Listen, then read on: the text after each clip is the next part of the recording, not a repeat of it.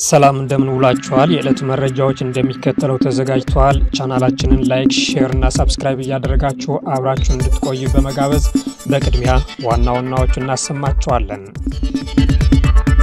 የኤርትራ መንግስት የኢትዮጵያን ባንዲራና መሪዎችን የሚያንቋሽሹ ምስሎችን በማሳየቱ ከፍተኛ ቁጣ አስነሳም። በጸረ ኢትዮጵያዊነቱ የሚታወቀው የሻዕቢያ አገዛዝ ለኢትዮጵያ ያለውን ጥላቻ የሚያንጸባርቅ ድርጊት በድጋሚ ፈጽሟል ተብሏል። በአፍሪካ ህብረትና በጣሊያን አፍሪካ ጉባኤዎች ዲፕሎማሲያዊ ስኬቶች መገኘቱ የውጭ ጉዳይ ሚኒስቴር አስታወቀም። ኢትዮጵያ በሁለቱ ጉባኤዎች በዋናነት 4 ስኬቶችን ማስመዝገቧ ሚኒስትሩ ገልጿል። ምንም አይነት የፕላስቲክ ከረጢት ወይም ፌስታል አልተፈቀደም ሲል የአዲስ አበባ ከተማ አስተዳደር አካባቢ ጥበቃ ባለስልጣን አስጠነቀቀም። ህብረተሰቡ አንድ ጊዜ ብቻ አገልግሎት ላይ የሚውሉ ፕላስቲኮች ላይ የወጣው ህግ በአግባቡ እየተገበረ እንደሚገኝም ገልጿል። አሁን ወደ ዝርዝር እናልፋለን።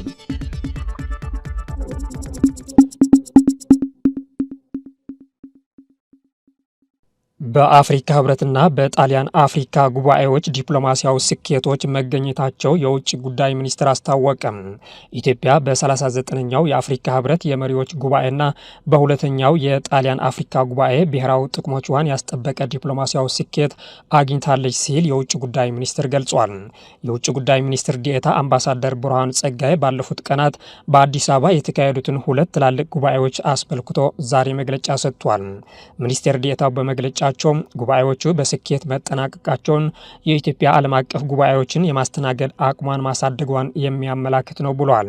ኢትዮጵያ ሁለቱን ጉባኤዎች ደረጃውን በጠበቀ መልኩ ማስተናገዷን ጠቅሶም እንግዶቿን በክብር ተቀብላ በክብር ሸኝታለች ብሏል። በ39ኛው የህብረቱ የመሪዎች ጉባኤ ላይ 41 የሀገራት መሪዎች፣ 48 የውጭ ጉዳይ ሚኒስትሮች ጨምሮ ከ20 ሺህ በላይ እንግዶች መሳተፋቸው አመልክቷል።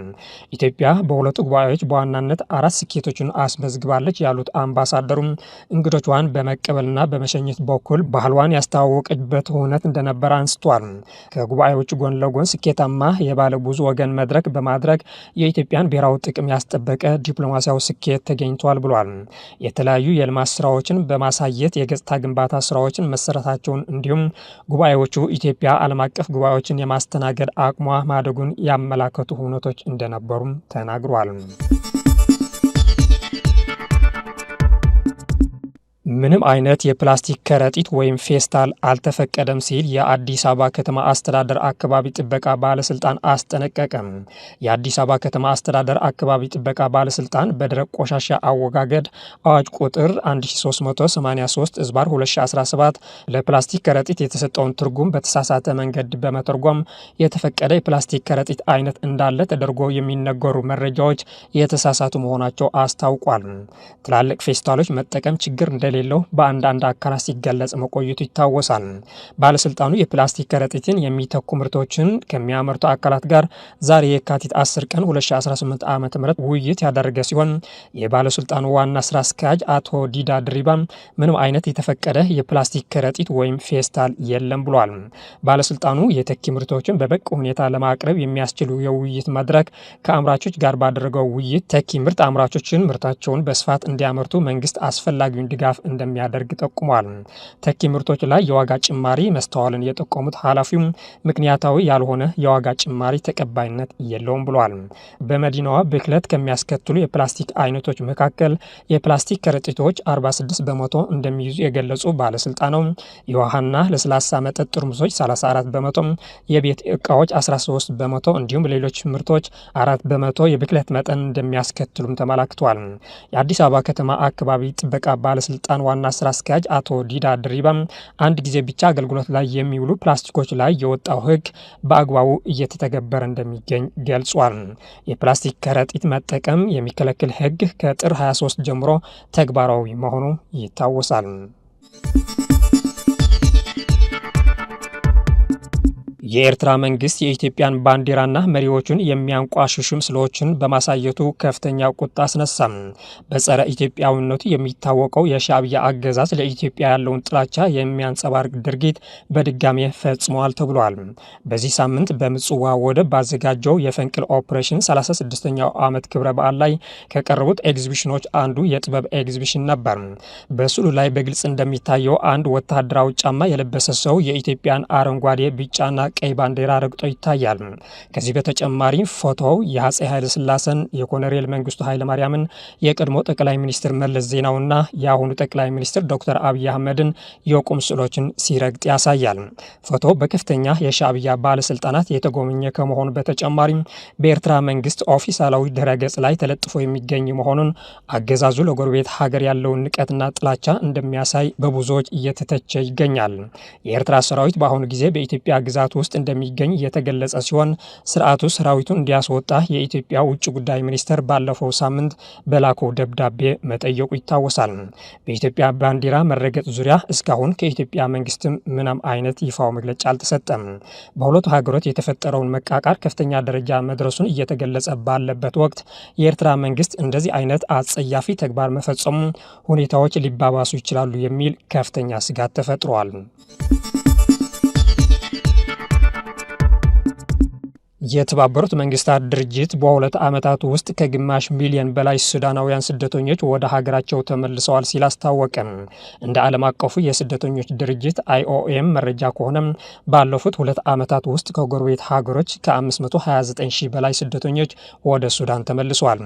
ኤጀንሲው ከጥር 2024 እስከ ታህሳስ 2025 ባለው ጊዜ ውስጥ ወደ ሱዳን የተሻገሩ 529661 ሰዎችን መመዝገቡን አስታውቋል። ከሚያዝያ 2023 ጀምሮ በሱዳን ጦርና በፈጣን ድጋፍ ሰጪ ኃይሎች መካከል በተቀሰቀሰው ጦርነት በሚሊዮን የሚቆጠሩ ዜጎች በሀገር ውስጥ ተፈናቅሏል፣ ወደ ጎረቤት ሀገሮች ተሰዷል። ጦርነቱ በዓለም ላይ ካሉት እጅግ የከፋ የሰብአዊ ቀውስ አንዱ ብሎ የገለጸው የተባበሩት መንግስታት ድርጅት እስካሁን በ10 ሺዎች የሚቆጠሩ ሰዎች መሞታቸውና ወደ 13 ሚሊዮን የሚጠጉ ሰዎች መፈናቀላቸው ሪፖርት አድርጓል። ከተመለሱ ስደተኞች ውስጥ 89 በመቶ የሚሆኑት ከግብጽ የተመለሱ መሆናቸው የጠቆመው የዓለም አቀፉ ስደተኞች ድርጅት ሪፖርት ከቻድ የተመለሱት ግን ከ11 በመቶ ያነሱ ናቸው።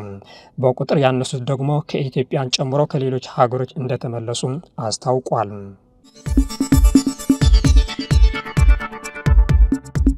የግብጽ የውጭ ጉዳይ ሚኒስትር በቀይ ባህርና በአፍሪካ ቀንድ ጉዳዮች ከኬንያ ከፍተኛ ባለስልጣናት ጋር መወያየታቸው ታወቀ። የግብጽ የውጭ ጉዳይ ሚኒስትር በድር አብድላቲና የውሃ ሀብትና መስኖ ሚኒስትር ሃኒ ስዋሊም የተመራ ከፍተኛ ልዑክ ትናንት የካቲት 9 ቀን 2018 ዓ.ም ኬንያን ጎብኝተዋል። የግብጽ ከፍተኛ ባለስልጣናት ከኬንያ ዋና የምክር ቤት ጸሐፊ ሙሳሊያ ሙሳቫዲ እና ሌሎች ከፍተኛ ሹሞች ጋር በቀይ ባህርና የአፍሪካ ቀንድ አሁን ሁኔታዎች ላይ መወያየታቸው ካይሮ አስታውቃለች። የግብጽ ውሃ ሀብትና መስኖ ሚኒስቴር ንግግሩን አስመልክቶ ባወጣው መረጃ የሁለቱ ሀገራት ባለስልጣናት በቀጠናው በዋናነት ደግሞ በሶማሊያና ሱዳን ሰላምና መረጋጋት መመለስ በሚቻልባቸው መንገዶች ላይ ሀሳብ መለዋወጣቸው ጠቁሟል። ሁለቱም ወገኖች ግንኙነታቸው የበለጠ ለማጠናከር የመከላከያና የተቀናጀ የውሃ ሀብት አስተዳደርን ጨምሮ በሌሎች ዘርፎች ላይ ለመተባበር ተስማምቷል ተብሏል። በናይል ወንዝን ዘላቂነት ለመጠበቅና የጋራ ሀብትነቱን ለማስጠበቅ በጥምረት መስራት አስፈላጊ ስለመሆኑ ሁለቱም ወገኖች እውቅና እንደሰጡን ተመልክቷል። ሀገራቱ ሁሉም የናይል ተፋሰስ ሀገራት የጋራ ተጠቃሚነትን ለማረጋገጥ ዓለም አቀፍ ሕግ መሰረት አድርጎ በውሃ ደህንነት፣ በማህበረ ኢኮኖሚ እድገትና በስነ ምህዳር ጥበቃ በጋራ ለመስራት ስለመስማማታቸው ተጠቅሷል።